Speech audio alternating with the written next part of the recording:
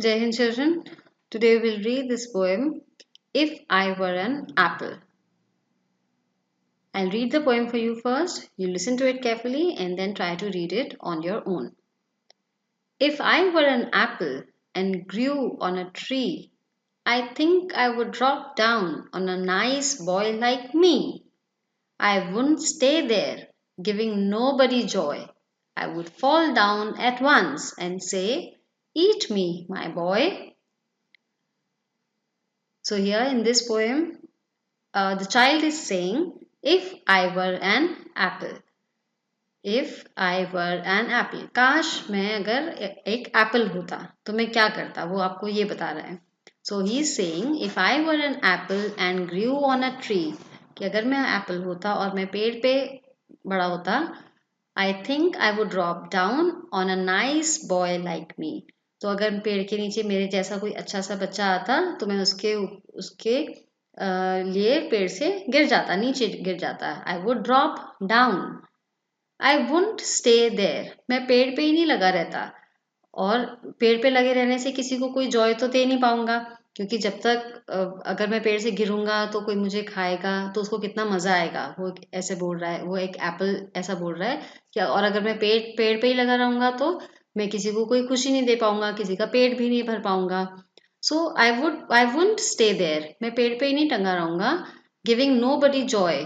पेड़ पे टंगे रहने से मैं किसी को कोई खुशी नहीं दे पाऊंगा. तो मैं क्या करूंगा? I would fall down at once. अगर मैं किसी को देखूंगा कोई भूखा है, कोई बच्चा है, तो आई वुड फॉल डाउन. मैं नीचे गिर जाऊंगा. And I will say eat me my boy.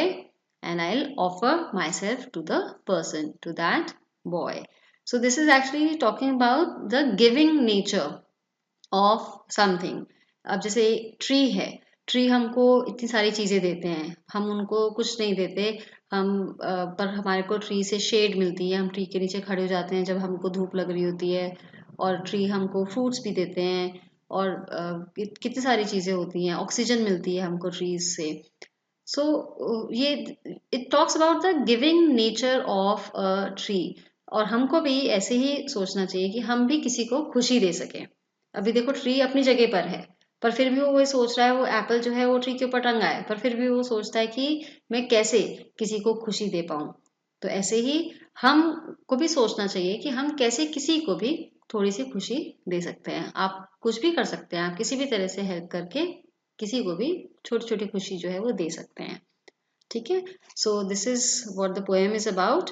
You have to read the poem and try to learn it. It is a very beautiful poem. And then let's read these new words here. The first word is apple. Boy, eat, drop, joy. Now let's read these sentences. I like to eat an apple. I like to eat an apple.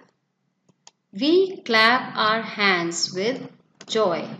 We clap our hands with joy. So all you have to do is just write new words, read this poem and enjoy it. Take care. Goodbye.